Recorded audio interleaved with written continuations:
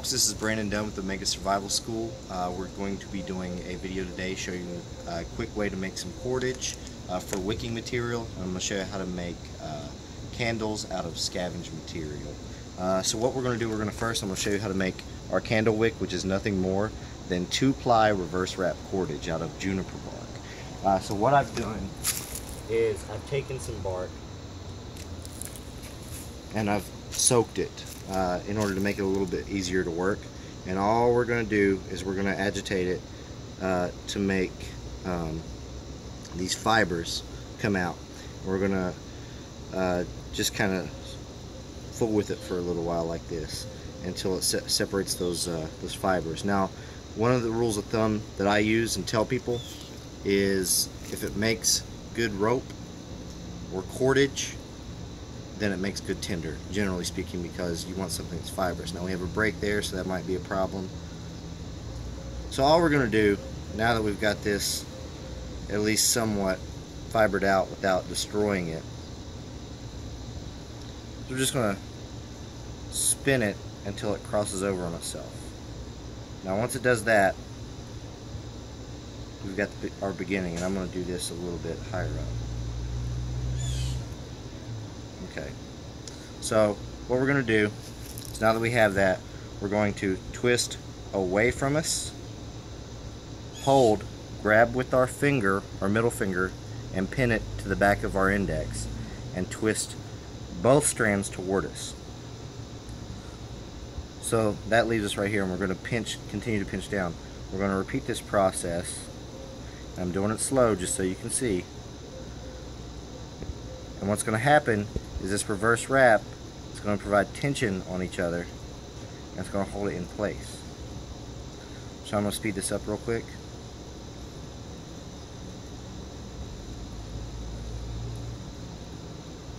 And in all honesty, this is a really simple thing to do. It just takes a little bit of practice.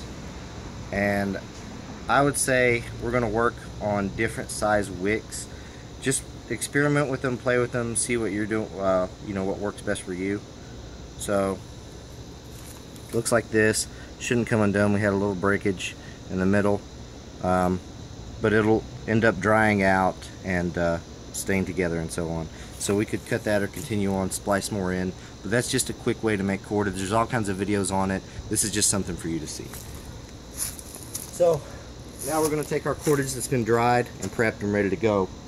And this is going to be our wicking material, but we have to wax it first. So generally what we're going to do is you're going to need 2 containers, 2 vessels. Alright, this is basically just scavenged stuff you can find out in the woods, beer can, tin can, whatever. You can use your nesting cup, you can use a lot of different things. And this is pure beeswax. So say you happen upon a hive, or you just found some wax, you're going to need substantially more than what you think you're going to. And you're only going to need a can full of enough water to where this isn't going to go crazy and go over. We have to get this boiling in order to heat this up. So bear with us. We're going to come right back with you after we get this fire going and show you a couple ways to do this. Alright folks, so we're back. What we've done is we boiled our water and put our container in there and acted like a double broiler, or a double boiler rather. And what we've done is now our wax is completely liquefied. So we're going to wax our wick in order to begin making our candle. This one is going to be in a tea light candle form. So we're just going to dip it, let that wax come down.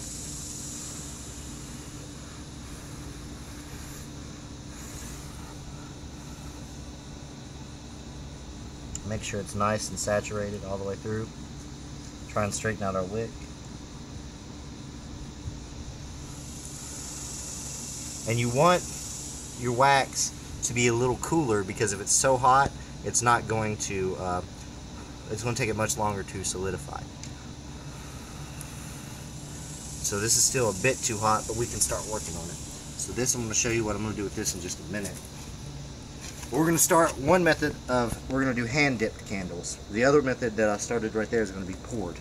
So We're going to dip our wick just exactly how we did it a little bit ago, all the way down.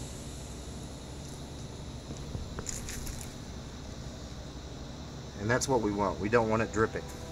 We want it to be just like that. So then, when this dries,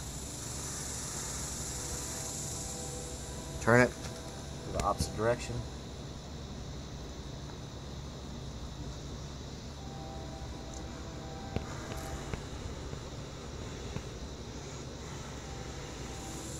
So now, make sure my hands are clean, because we don't want any impurities in here. We're just going to keep dipping, and this is going to grow.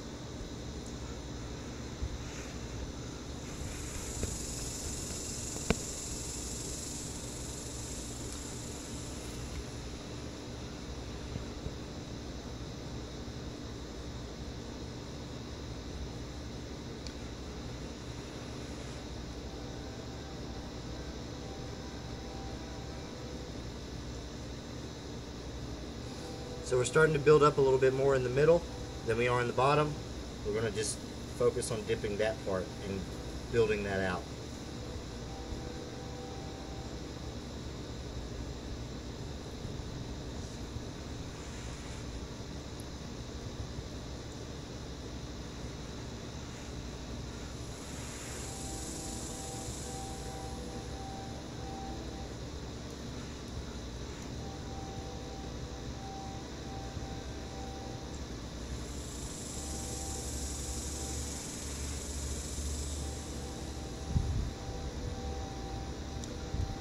And you just repeat this process until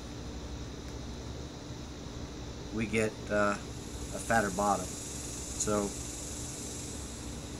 you can roll it, you can touch it to work out any kind of irregularities.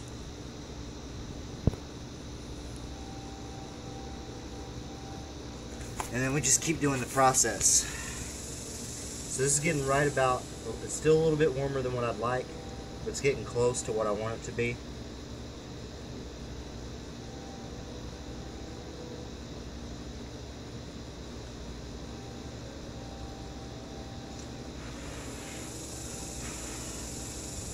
And you want to kind of cool it off before you dip it again.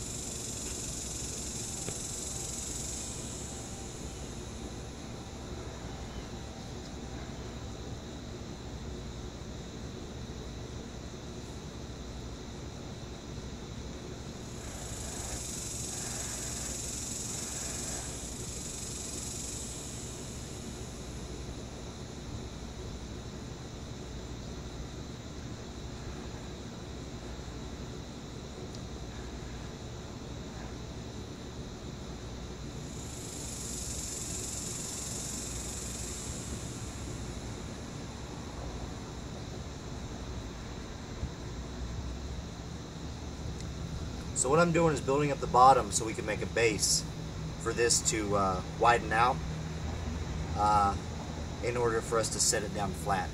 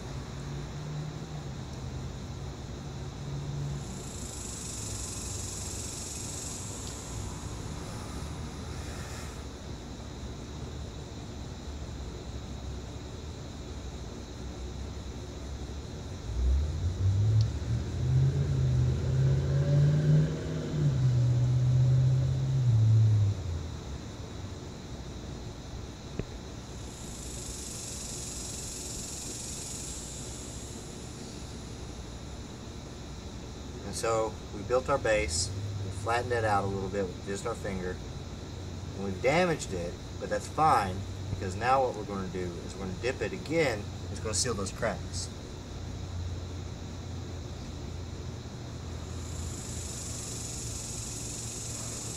Just like that.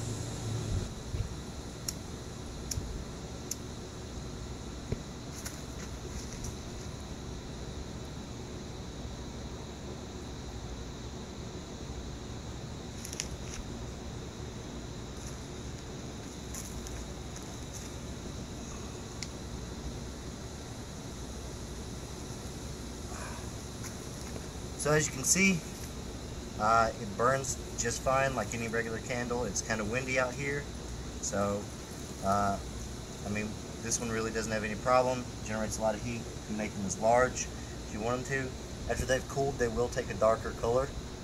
That's just the natural color. Really quickly, what we're going to do is, I've shown you the waxed wick that we made earlier. I'm going to give it a little bit more, because our candle wax is starting to harden. And all we have to do if it gets to that position is put it back in the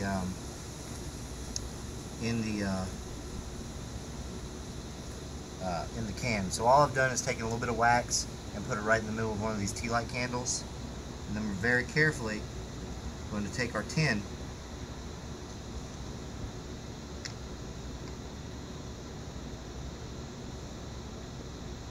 and fill our candle.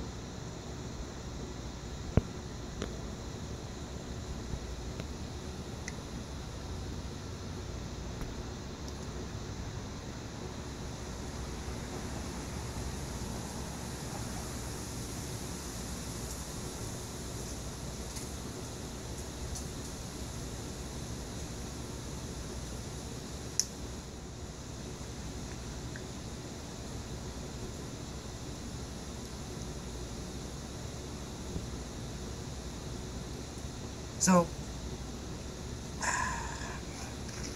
this is an important process to learn for a couple reasons. Because one, in our 10Cs, you require a candling device.